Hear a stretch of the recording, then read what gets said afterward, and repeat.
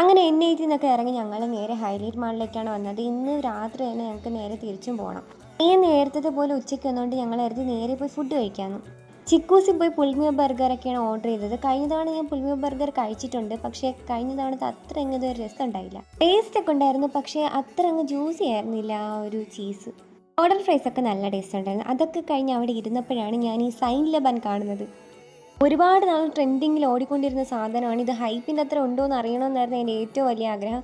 പക്ഷേ സീരിയസ്ലി ഭയങ്കര ടേസ്റ്റ് തന്നെയായിരുന്നു. എല്ലാവർക്കും അത് ഭയങ്കരമായിട്ട് ഇഷ്ടപ്പെട്ട്.